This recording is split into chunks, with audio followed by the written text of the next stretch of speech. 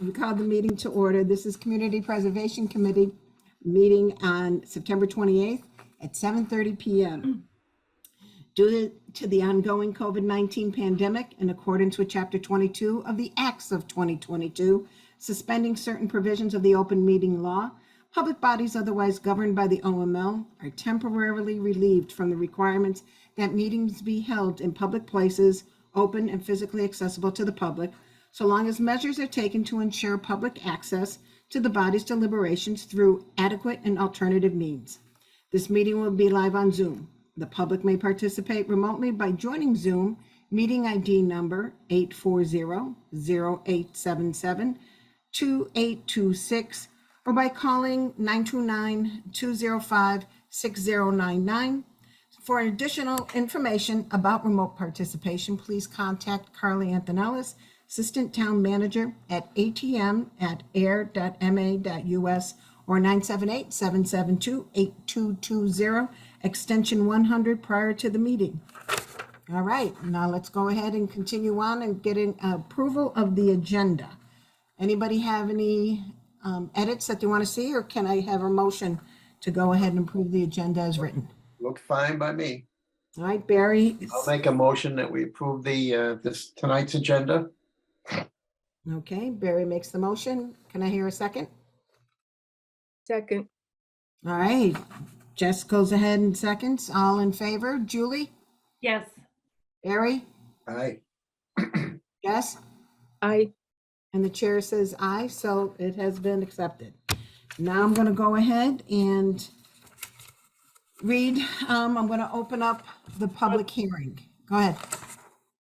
Go ahead, what, Jess? Oh, we're not doing minutes. No, we're not. Please. I know you got them done already, but it's Yeah. because you're good, you know? We'll wait till the October meeting for that.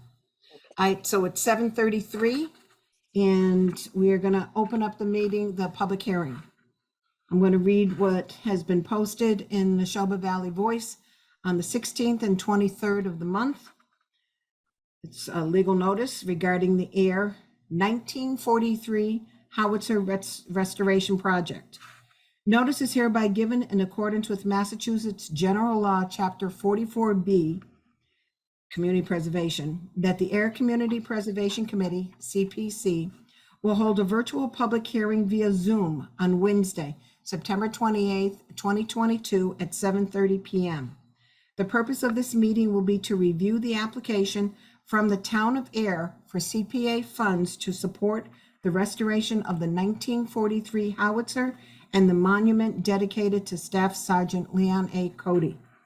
All residents, members of the general public, and any person or persons interested or wishing to be heard may call 978-772-8220, extension 100 during business hours prior to the meeting for Zoom meeting information for, Community Preservation Committee, Janet Providakis, the chair. And again, it was published in the Neshoba Valley Voice on the 16th and 23rd and put on the bulletin board as well. So that being said, let's go ahead and open it up with Alan Minoyan as well as Robert Pombrand from the town. I have the documents if you need them. All right. Madam Chair, members of the CPC, as always, thank you for the opportunity to present briefly at this public hearing, and thank you for your consideration at your previous meeting to move this project forward. And finally, as always, thank you for all that you do through the CPC funds and the CPC program for the town. I'm joined with the project team. The application I was submitted, also Alan Minoyan, the Director of Community and Economic Development, and Mr. Chuck Schultz, the Facilities Director, is on the call as well. Just to summarize, I know the CPC has the completed application. The total project cost for the historic restoration of the 1943 howitzer, which also includes the movement of the monument to be reunited with the howitzer, the appropriate base for the piece to preserve it, is $40,232 as the total cost. We're respectfully requesting consideration for $32,232 from historic funding from CPC. And if you look at the breakdown, in addition to the $32,232 from CPC, there would be $8,000 coming from the town, specifically the facilities department, for the project. My final point, before I, through the chair, I think Alan has a brief presentation or some images of the project. Oh, geez. I just want to also just conclude that since we last met with the CPC, I submitted to the chair, which I believe the committee has received, letters of support for this project and the application. You have a letter of support from the Ayer Select Board, a letter of support from the Ayer Historic Commission, a letter of support from Freedom's Way Heritage, a letter of support from the Devon's Enterprise Commission, and a letter of support from the Ayer American Legion Post 139.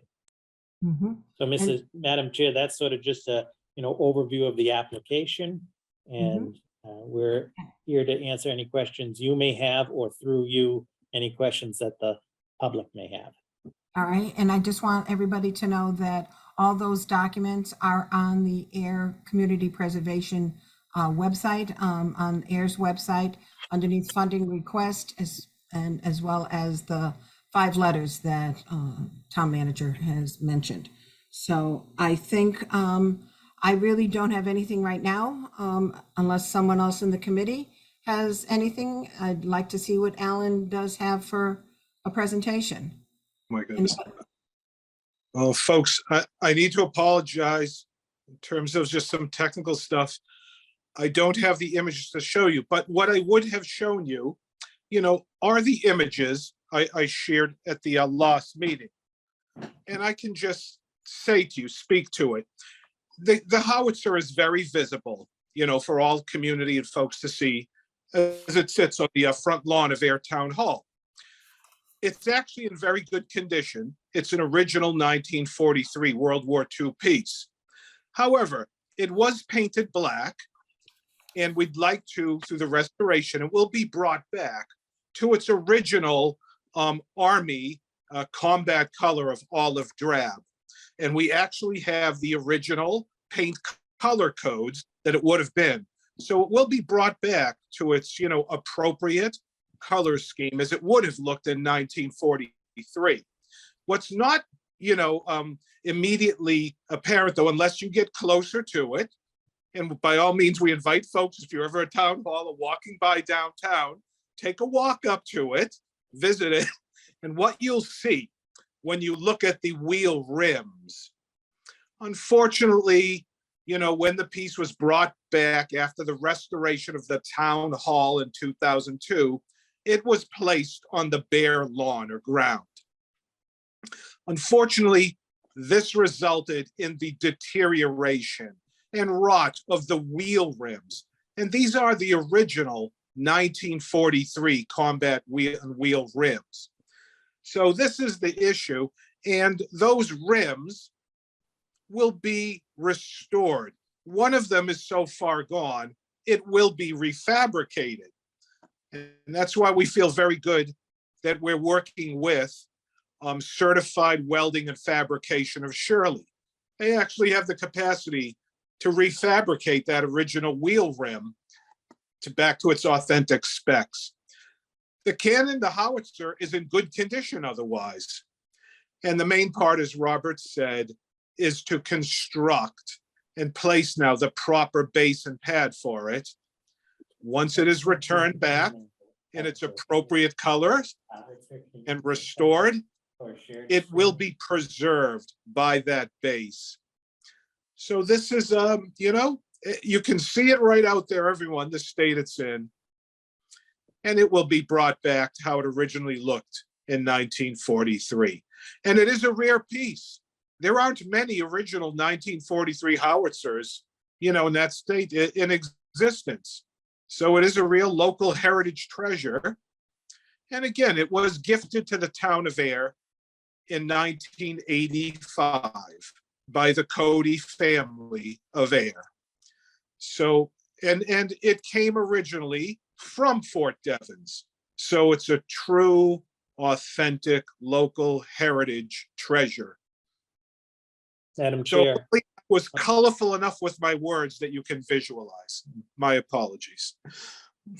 Madam Chair, Cindy from IT momentarily will have the images ready for the shared screen. Apologies. Here they are. Thank you. Oh, we can go ahead and sort of tell Alan what's up on the screen. Oh, no, I can see it. I got it. Okay, There we go.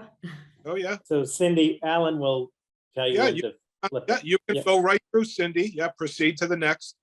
Okay, let me see. Uh-oh, can I? Yep. So there it sits in its current state. I'm sorry. Sorry, Oh, that's the dog. my dog's sitting. My other dog likes Zoom meetings. I thought that was you, Cindy. Okay. All right. Now, there it sits, in its current state, folks. It looks fine, but again, painted up black. But next slide, Cindy.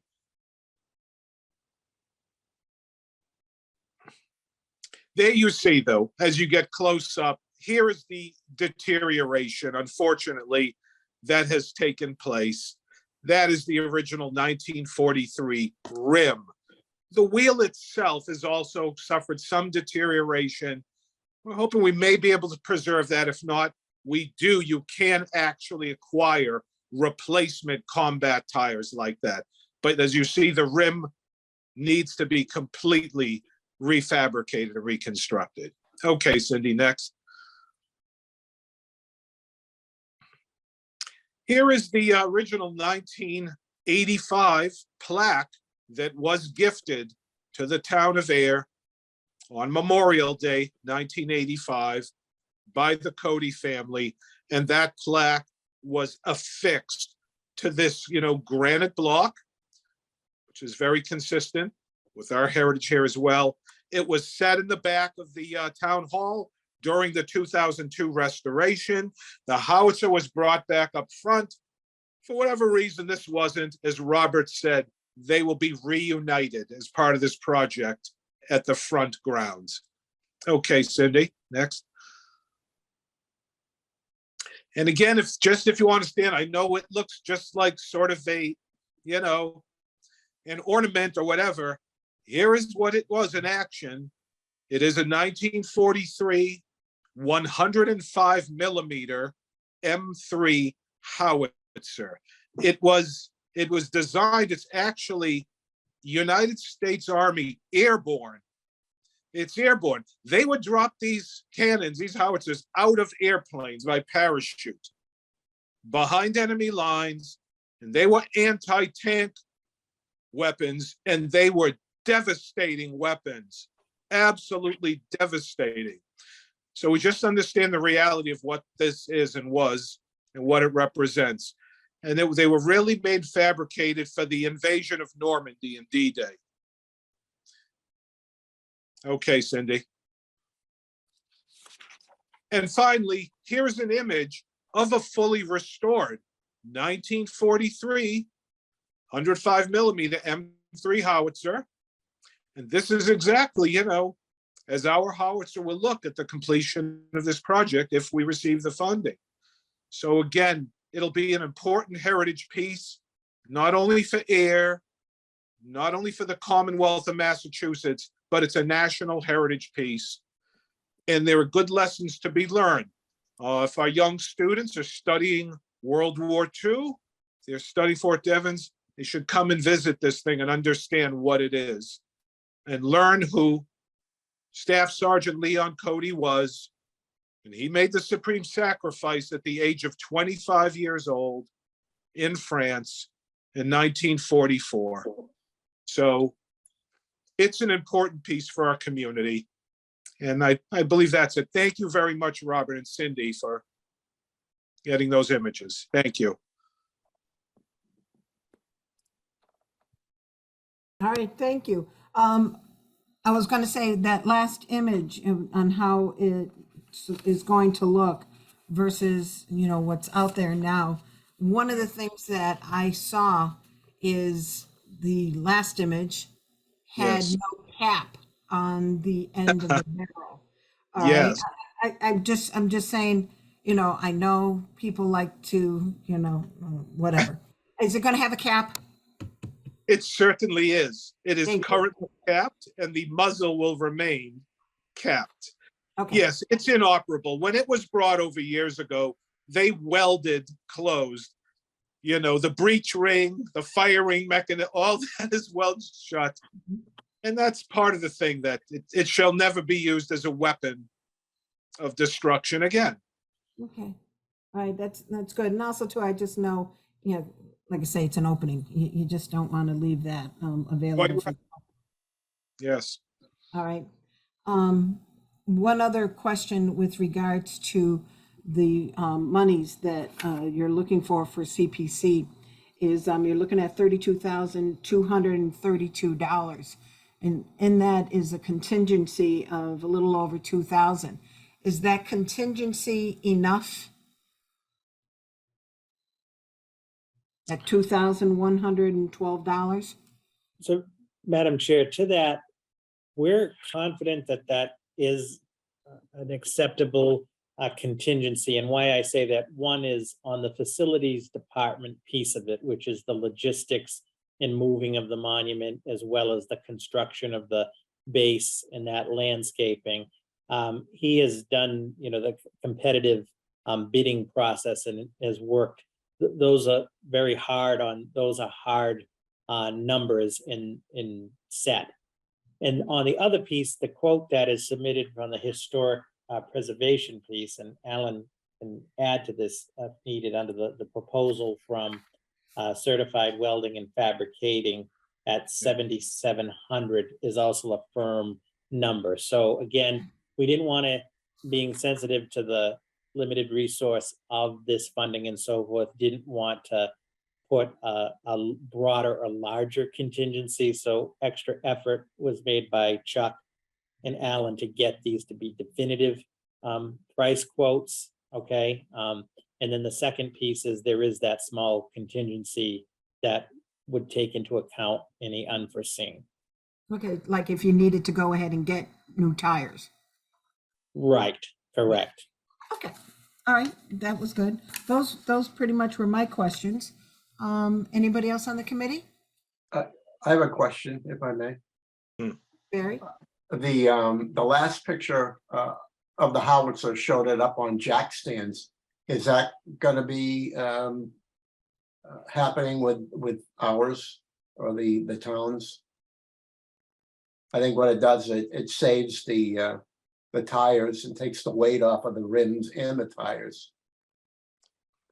Yes, Barry, and right, a lot of folks, yeah, as you can see that image. Yes, I think that probably would be recommended. Yeah. Just, yeah, as you would with a classic car or such, on a driveway if you have it garaged. One interesting thing, which I learned, there is actually, as part of the howitzer, a base stand that's part of its structure that can be dropped down, that actually elevates it to do just that. It's been sealed on, but we're thinking we may be able to release that and have it set on that, its actual base stand, which does elevate it off its wheels a little bit. So we believe it's actually designed into it. It could be done that way as it's designed. Great. Yes. No, I had a person I talked to over the weekend, and she couldn't make it to the meeting or the public input. So if I may, I'd just like to ask her question. Is that all right, Madam Chair? Yeah, go ahead, Barry. Okay, thank you. Her concern was that the howitzer, when it's done, it's restored, is going to be illuminated, and her feeling was that we do not illuminate any of our other memorials. So why are we illuminating this one? So that was, from a from another resident, so I'm just passing that on. So I said I would, and I did. Do we have the circle of the monuments? Aren't there like little night lights out there or something? I'm trying to remember. Madam Chair, this is Robert. There are obviously, which is flag protocol, there's obviously the light that illuminates the American flag on the flagpole in front of the town hall. There is Mhm. also a ground lighting on both sides of, for the Ayer Town Hall sign. Again, in our proposal, and again, I'll defer to Alan in some requests, the thought was to have the appropriate illumination on here at night, meaning on the howitzer. Now, again, is that absolutely required in the project? It's an interesting question. I appreciate Barry bringing it up. I hadn't thought of that. I think the thought was to have some level of illumination at night. Yeah, right. I think you're right. That it's optional. That would be, my opinion. I think it's worthy of discussion before we make final design calls. So yeah, I think that's just right. The will of the community. I've seen it done both ways in communities, Yeah. All right. Thank you, Ellen. All right. Anybody else from the committee who's got any type of questions, concerns? No, I'm seeing just. Madam Chair, I'm sorry, I was late to join the meeting, but good evening, everyone.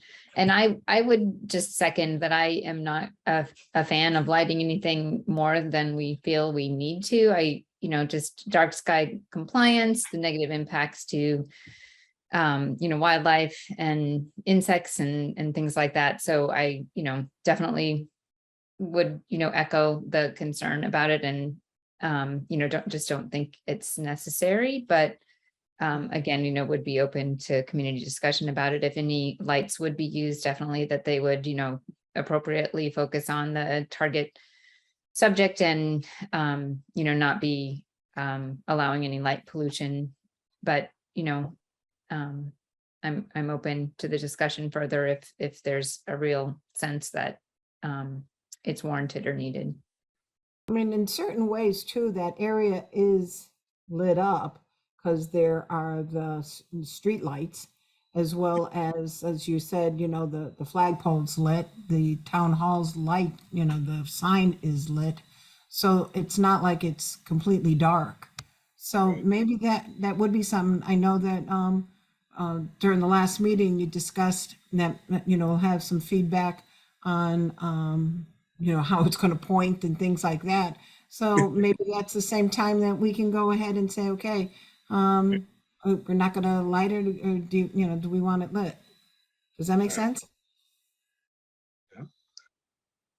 And Madam Chair, this is Robert. I was just trying to find what the cost was for the illumination of the lights. Hey, Robert, this is Chuck. If you yeah. want me to butt in real quick, it's about Yeah, $2,200 for the illumination of the lights. $2,200, Okay. and it can be in a various styles, very bright, very not as bright. There's a lot of options, and it's about $2,200. Thank you, Chuck. So the $2,200 represented the lighting, and I would offer that, again, in light of this question and it's Beth's points, obviously, which I also do share the concern with light pollution and so forth, we could do a test of it, if you will. Again, we would probably look to do best practices for the lighting. If there was an issue with that, I mean, we don't have to do the lighting. I just hesitate to just categorically, cut it out at this point. But I think we could definitely look at that, just as there's a lot of discussion about the position of it and so forth. That should, maybe have some community input on both of those. I think that sounds good. And Right. I'll just jump in quickly. It's been brought up, and I know it was brought up the last thing, but quickly, I'll just say, I did do some research, on the positioning, if there is any protocol, custom, established. Again, with the positioning of decommissioned, military pieces like this that are placed, they're not on military installations anymore. They're just in, municipal or other type of settings.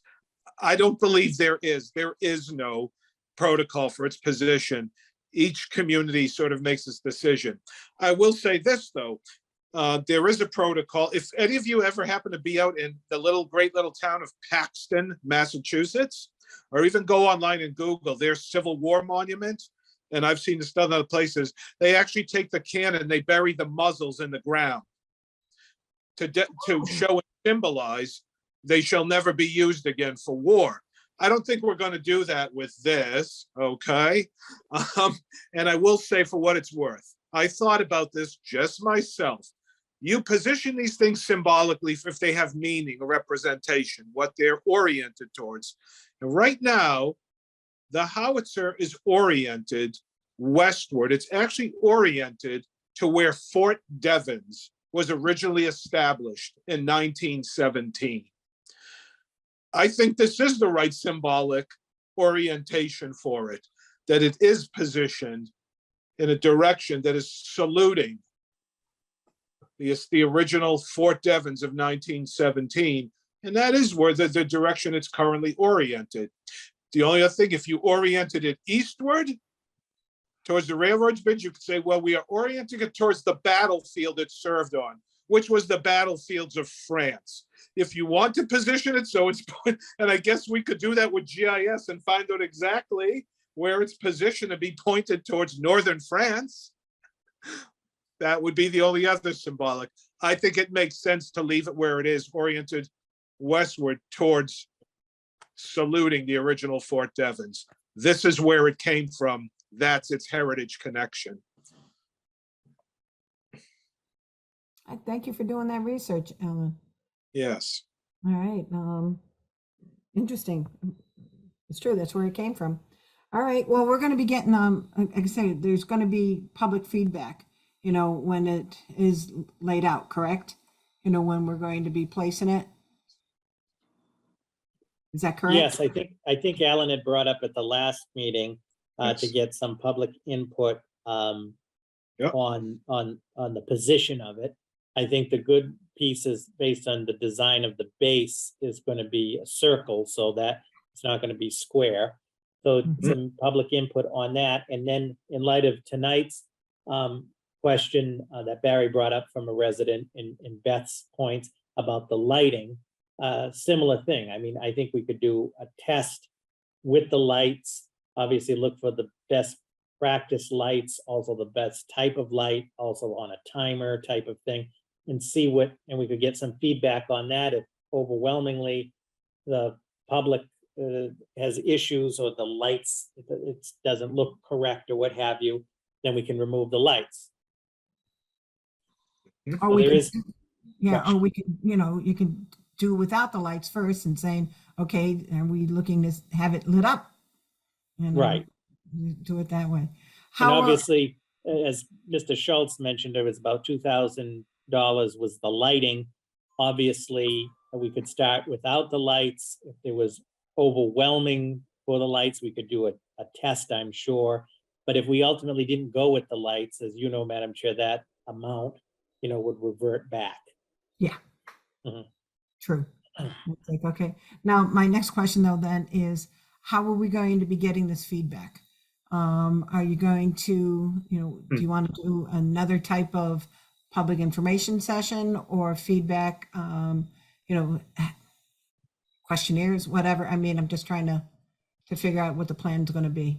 Yeah, we could do all of the above. We could do, if folks want to do a Zoom type public forum, what I would like to do, you folks know me, I like getting right out to what we're talking about. We could put together a public invitational sort of design walk, right there on a Saturday morning or afternoon. And invite folks right there. Let's get folks out there and discuss it right on site. And we could also, in addition to that, and we all know that the poll is not scientific per se or what have you, but we Yes. could do a community survey, Yes. as we've done with other projects, on both the position, the directional position, and on the issue of the lighting. Yeah, that's right. Okay, Mhm. thank you. Great. Right. Anybody else from the committee? I'm going to open it up to public. I believe we do have some members of the public here. I believe we did. Do we? Okay.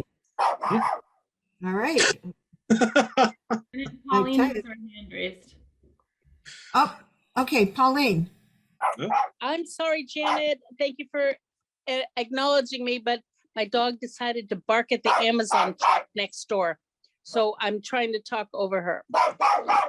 First of all, I'm really very pleased that this is being discussed. I wholeheartedly support the project. A couple of thoughts after hearing the discussion. As far as lighting, which seems to be about $2,500, why not look into solar lighting if we choose to light the howitzer? There are attachments for flagpoles for flags to be lit, which must be lit after 5 p.m. until morning. And the solar lights are far cheaper or far less expensive than $2,500. And that's just a thought. We are a green community and we should be looking at this every time we're thinking of spending electric money. As far as the pad and the placement of the howitzer, I will leave that to the community to decide. But I recall vividly the selectmen's meeting after 2002 and before 2005. So I'll give you a frame of reference. When it was discussed why the howitzer was not returned to its original location, which was facing the East Main Street Bridge. And if you look at some of the historical pictures that my dear friend Ernie Gerton has posted on the Air community page, you will see pictures dating back to, God knows, 1800s, maybe not that far, where the howitzer is facing the East Main Street Bridge. And the historical relevance for that is to quote unquote protect the town. So I just leave that out there. I'm not suggesting one way or the other, but that is the why of the placement. I don't know, well, I do know why, but I'll let you all do the research into the selectmen's meeting minutes as to why it wasn't placed back the way it was originally located. Everything else, I wholeheartedly support, and I'm just so happy we are addressing this. And I thank Ernie Gerton for bringing it to all of yours attention. All right. Thank you, Pauline. I mean, again, I'm going to go ahead and look at possibly Chuck for his opinion, but with regards to solar, the only thing I can think of is with being New England. I know my little solar lights sometimes don't work in the wintertime because of all the amount of snow and everything else like that. While if it's a a light itself, that the snow sort of like melts around it. But again, I don't know. I was just thinking about that. Madam Chair, Yes, Rob. this is Robert. So two things. I think one, and if Chuck is still on, maybe he did, I don't want to speak for him. Chuck did, in terms of the lights, the question I think you've heard has come up about the type of light, and also what about the issue of using solar lights? So real quick, solar is, I love solar. Great idea. The only problem with solar in that area is we have a lot of vandalism to those lights. In the last 5 years, we've had to replace the flagpole light and the sign light multiple times to where I had built a box around them so they wouldn't get vandalized. Then kids kicked the box and broke the metal and broke them. So we go with like the hardest lights we can when it comes to the body of them to keep the vandalism down to a minimum. But I'm up for any option. Could give any option. I'm willing to do anything the public would like to do. Would you, through the chair, Chuck, let's look at a solar option, you know what I'm saying, on that? And I Absolutely. think, and again, through the chair, I know this is the meeting, looking at the solar option and some other options on lighting in light of the input we're getting tonight. And we'll also want, with you and Alan, to incorporate this lighting piece into the public feedback. Absolutely. Okay. Excellent. Sounds like you're at the school, Chuck. Yeah, Hey, I'm Madam Chair, sorry. I think- It's school first kindergarten. Nice. Yes, Robert. I was just gonna say, on the issue of the directional position of the howitzer, I think, again, as we mentioned, having like a survey component, but also, as Alan mentioned, sort of to set the stage before that, the appropriate community or public informational session where we do present all of the history behind it, as brought up tonight. Some of that history predates some of us here. And the images I know that are available in the historic one, and have a process where the community weighs in on that directional position of the piece. And we can also add the light piece and look into the solar as well. Okay. That sounds like a good plan. All right. Are there any other questions? Nope, not from me. All right. Madam Chair, it's Pauline, and I don't mean to interrupt, but I did raise my hand again. There are solar downlights for flagpoles. So, I understand that, the lights that have been placed on Town Hall lawn have been vandalized. I see it very frequently, as I'm sure everyone else does. But there are lights that can be suspended perhaps over the portico, feeding down on the howitzer, up Okay. on the flag, and Mhm. things that are not available for whomever to vandalize. So there are ways to circumvent the vandalism, and it won't cost us money. Well, I think Chuck is going to go ahead and look at the the options with regards to solar, and with that, it's nice that that they have stuff that is pointed downward. So I think that works out well. Oh, okay. Does that? Hmm. Are we all set? Yeah, Madam Chair, I think just so our takeaways on our end, I mean, obviously, subject to the conclusion of your public hearing and ultimately what the CPC decides tonight, whether or not to advance it. The next steps on our end is Chuck and Alan and I will work on the lighting issue and looking at the lighting options, as well as incorporating that into some community feedback. As I mentioned, I think we can do some things where we don't have to necessarily expend the funds that are requested on the lighting piece. And if we don't end up going with that full amount, the 2,200, or going with the lighting, that would revert back. But I would hate to just take the lighting piece out altogether.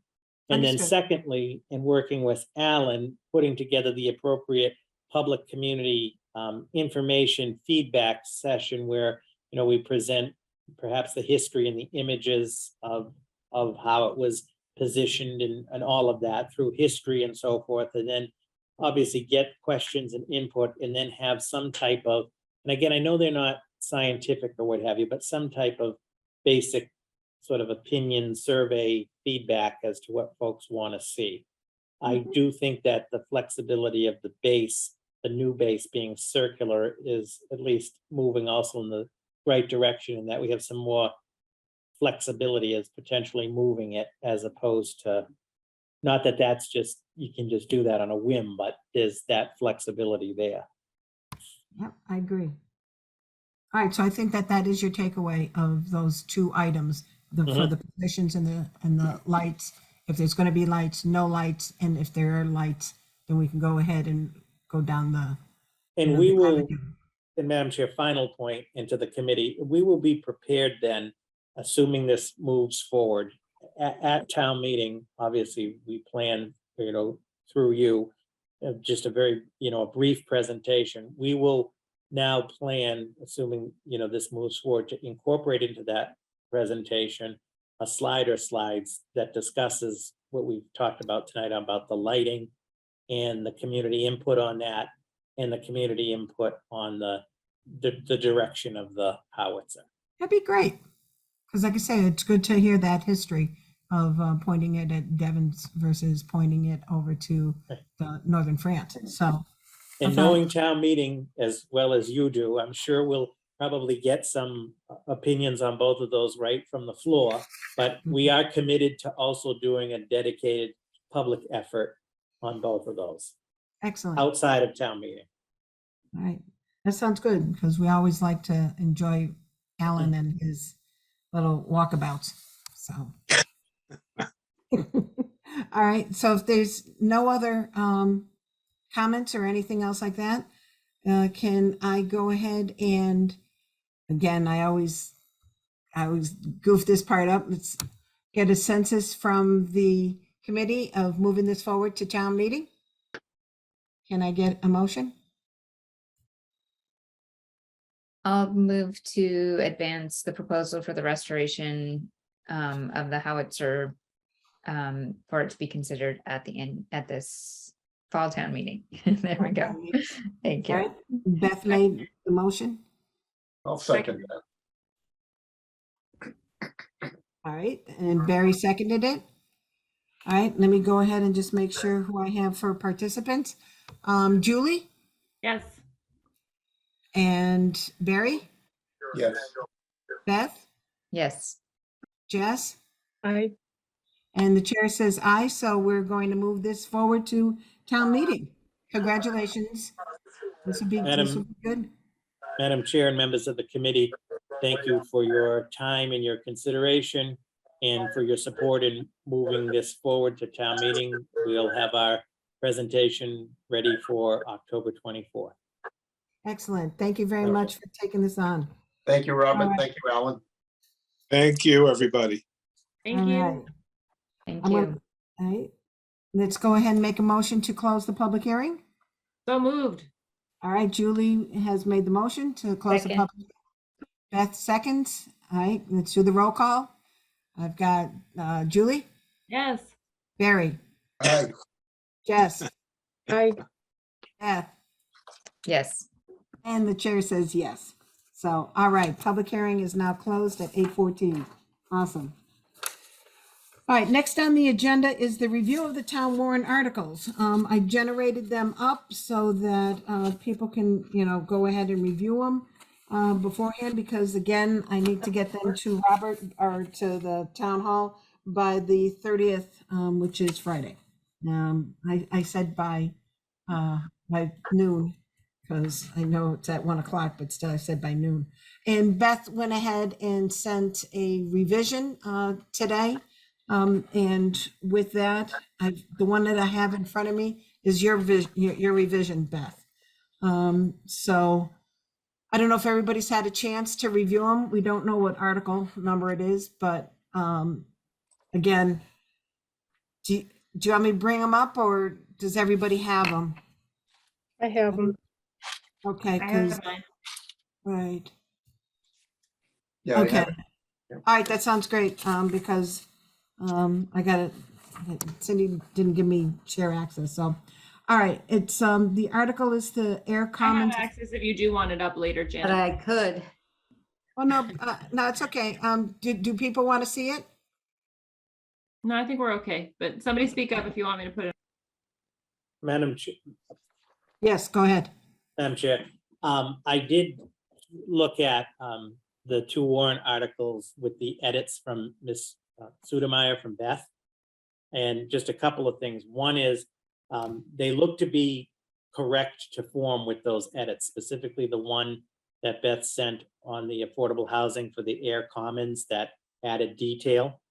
I would also offer, as the committee knows, that upon your approval, all of the warrant articles are reviewed by town council, specifically Attorney Mark Rich, who deals a lot with CPC. So what I'm getting at is he generally in his review, any minor adjustments or so forth are just to conform, on the legal end, but they look to be in proper form. Okay, I think, again, let me go ahead and read the first one with regards to the affordable housing project. Again, this is, not going to be what's actually going to show up in the warrant article because town council may do that little tweak. So like you just said, Robert, the article is going to be written to see if the town will vote to transfer from the Community Preservation Fund, Community Housing and Undesignated Reserve categories, the sum of money not to exceed $400,000 to support the Affordable Housing Project Phase 1, named Ayer Commons, to be utilized by Neighborhood of Affordable Housing, Inc., for affordable community housing towards the cost to construct 64 affordable rental dwelling units at 65 Fitchburg Road and other costs related thereto, all of which will be subject to a permanent affordable housing restriction that runs to the benefit of the town or take any action thereon or their relations thereto. The questions that I had, again, I voiced it to Beth, is on splitting it between the community housing and undesignated reserve categories. The community housing category does not have enough. That's the reason why the undesignated reserve category, when I wrote it, I put it towards that because I don't know how those monies get split. Where does that mean the housing category goes to zero? Or do we have to specify that half of it, because the community housing currently has $279,358 in it. So with that, again, do we split it so 200,000 is from one component and 200,000 from the other? That's the reason why I just said skip it. Let's take it out of undesignated so we keep building up the other category, with the 10% and such. So that was my first question. And Robert, thank you for staying because again, this is, questions that I don't know the answer. Madam Chair, Go ahead, Beth. No, please, I defer to town manager first. Okay. you sure? Okay. I think the first question is, what is the intent? What does the committee want to have happen? And I don't say that to be cute. What I'm getting at is how do you want, as a committee, how do you want the breakdown to be? Well, I mean, again, if it's going to be community housing, then we're going to need another warrant article transferring funds over from undesignated to community housing. I mean, we could always do that. Okay. I mean, I intentionally put both because I knew that the community housing allocation in its current estimate, I'm not sure how, accurate the numbers are, but that we would put both because we would use some of that and some of the undesignated. I also suspected that the numbers might get updated even before town meeting, and then they might get revised on the floor of town meeting, but I think that the appropriate question is, if committee members, if the committee has a preference, I think that we should use some of the affordable housing category. We don't need to use all of it, but I just think taking some out of there and then using some of undesignated, would be my preference. But if we want to say a specific amount, now, that's fine, or if we want to update the numbers for town meeting, that's fine too. And Madam Chair, I just offer this other point.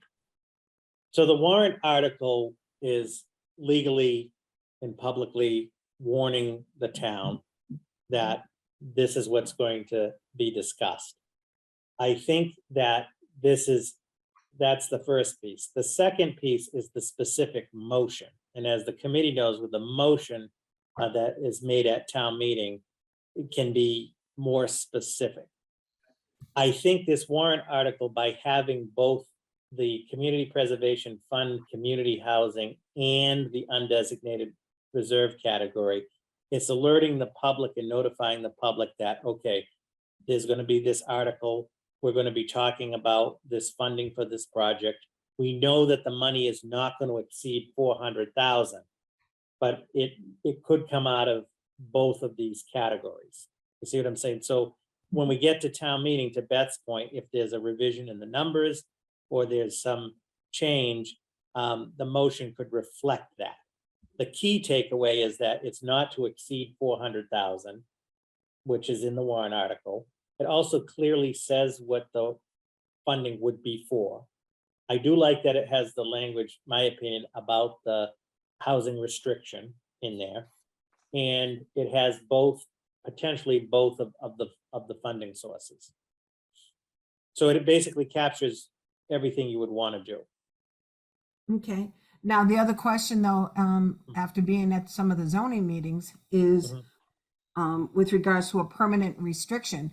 That's one that we've been talking about, where that it's going to be in perpetuity, or if it's 99 year, permanent means in perpetuity, correct?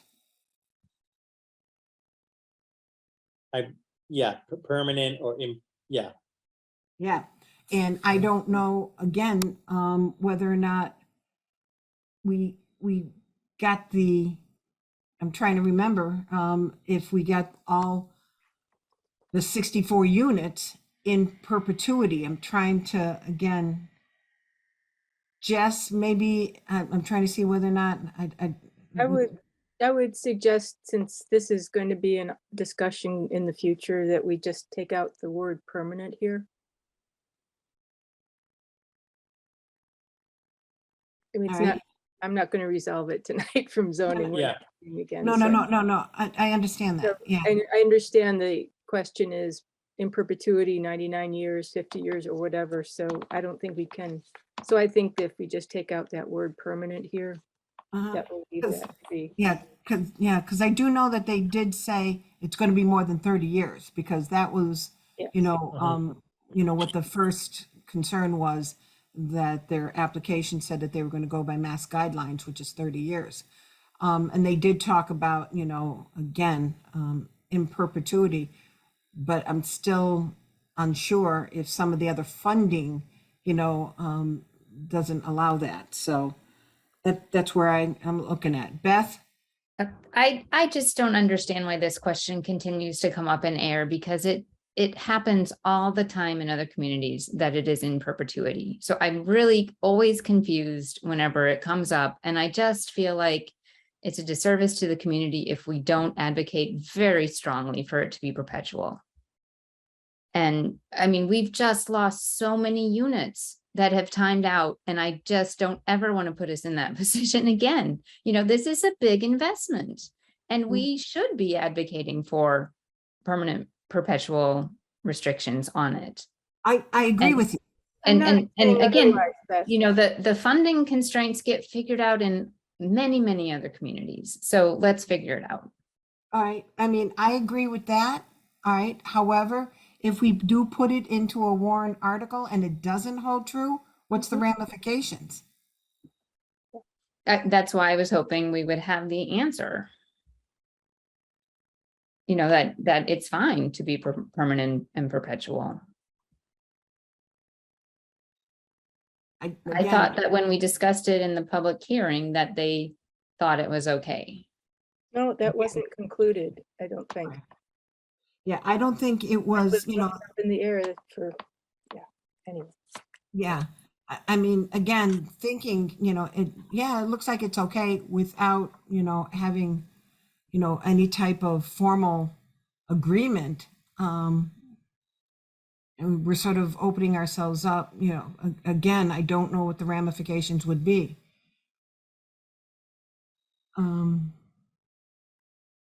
Anything else from the committee with regards to the wording?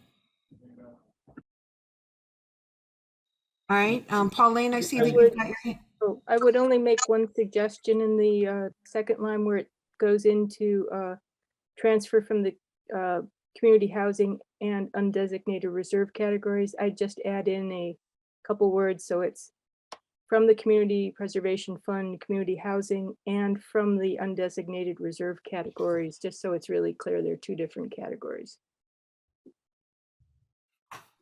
Okay. All right.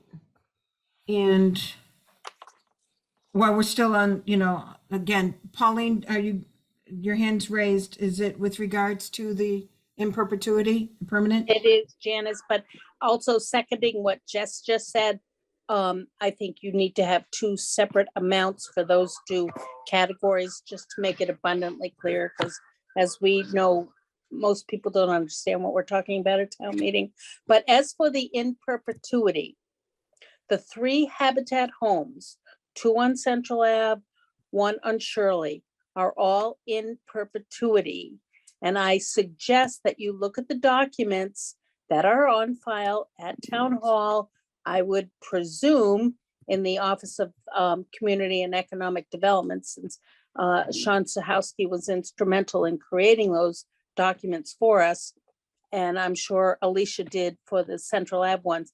Use that language and ensure that Air Commons follows that language. I don't know that the in perpetuity needs to be refiled. I know 30 years or anything less, even 99 years, it needs to be refiled at that point in time.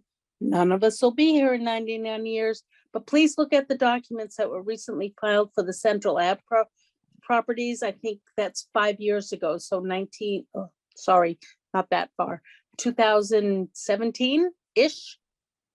Okay, I'll check with Alicia. to make And then sure. you should have all the information you need to ensure the in perpetuity language is enclosed or incorporated in the Air Commons. Okay. Good All luck. right. Hi, thank you, Pauline. And then I only have one more question with regards to towards the end of that sentence is, okay, so we're subject to permanent affordable housing restriction that runs to the benefit. I'm sorry, maybe I'm just, whatever. What do you mean by runs to the benefit? Maybe like I say, I'm missing something. I don't Yeah, know. it may not be warranted, but it was just borrowed from another town's article, just clarifying, I guess, that the housing benefit is for the benefit of the town. So we could reword it, or we could eliminate it, I guess. I get rid of the word that runs. I said, because it's like subject to a permanent affordable housing restriction to the benefit of the town. Yep. Right. Yeah. All right. Okay. Excuse me, Madam Chair, Pauline, again, I'm sorry. Runs to the benefit means it inures to the benefit of the town of Air. So check with the town council or whomever is guiding this process. You don't want to lose that language, because if it doesn't run to the benefit of the town of Air, it's pointless. All right, but if it's for the benefit of the town, again, I'm just being semantic here. What's the difference? Go ahead, I Robert. agree, but the legal language is what the legal language is in the law. It runs to the benefit of Air. Okay. I've heard that expression before. Right, And- it's been in many legal documents. Okay. All right, but I mean, the town council's going to be looking at this anyways, so. But I was just gonna say, Madam Chair, that, Yeah. that obviously town council in its review, and they have multiple CPC projects, and specifically Attorney Mark Rich, who will be reviewing it, who has a lot of experience in this area, will make sure that the language is correct. So that runs to the benefit as a legal, significance. Okay. All right, leave it in. I just, like I say, things that I learn on a daily basis. So, all right, thank you. Now, the other thing too is the sponsor. We've got Community Preservation Committee as being the sponsor. Yes, All right. absolutely.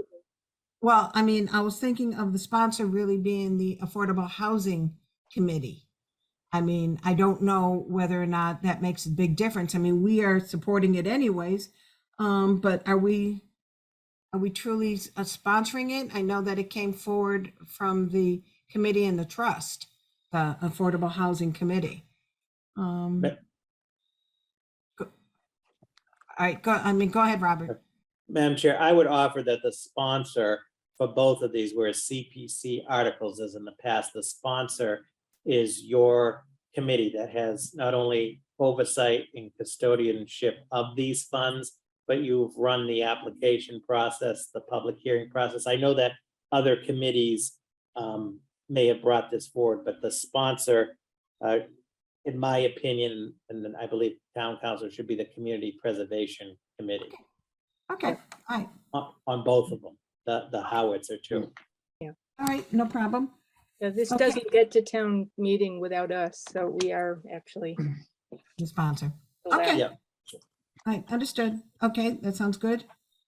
All right, so again, really the only thing that we're adding is after or right before the word and. So it's going to be from the community housing and from the undesignated reserve categories. And then the other question is to keep in the word permanent or not.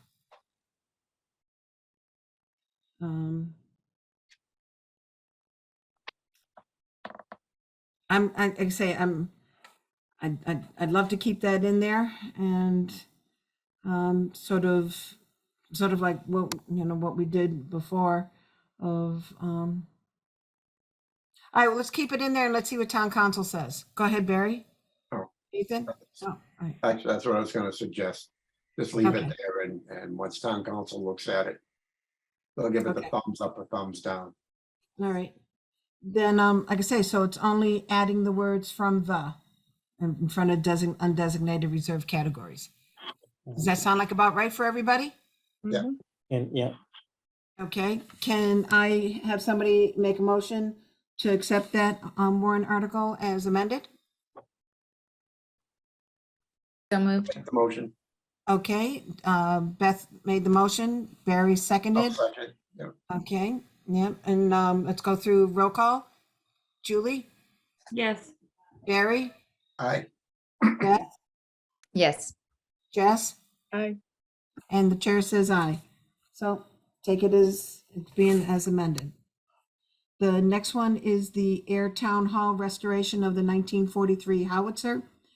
To see if the town will vote to transfer from the Community Preservation Fund Historical Preservation category the sum of money not to exceed $32,232 to support the town of Ayer's restoration of the 1943 howitzer and placement of the monument for Staff Sergeant Cody on the grounds of Town Hall, or take any actions thereon or relation thereto. Sponsored by Community Preservation Committee. Does that sound good for everybody? Yep. All right. Any discussion? Nope. All right, can I hear a Yeah. motion? I'll make a motion that we approve as amended. All Um, right, Did we amend it or is it as written? Oh, it's as instead of written. town of Ayer, I thought we're putting community preservation. Oh, Yeah, as amended. Yeah. Yeah. Yep. Okay, Barry makes the motion. Who seconds? A second. All right, Beth seconds. Let's do the roll call. Julie, Yes. Barry, Aye. Beth, Yes. Jess, aye. and Janet, the chair says aye. All right, so I'll be able to generate those and get them onto town hall by tomorrow. Excellent. And we're looking at the agenda. We're only about 35 minutes late, but I think we did really good. Anything else that people do want to bring up? We have our next meeting, October, Be next week. it's next week, yep. I October will 5th. not be able to be there. Do you know? Oh, oh, Someone else will have to do the minutes. oh no, I'm not gonna do them. I vote for Jason. Okay, I vote for Jason too as well, or Colleen. Harry, you want to second that? Let's second it. I make a Sure. motion. Jason takes the minutes. All right, yes, thank you very much, but yes, it will be October 5th at 7 o'clock at night. All right, so that'll be our next meeting. And if there's nothing else, can I hear a motion to adjourn? Motion to adjourn. All right, And Beth- I hope to see people on Saturday at the Folk Arts Festival. oh, we are gonna be there. Yeah. Yeah, it's Thank you, gonna be, everyone. it'll be all sunny. All right, thank you, everybody. Good Well, night. Thank In the you. morning.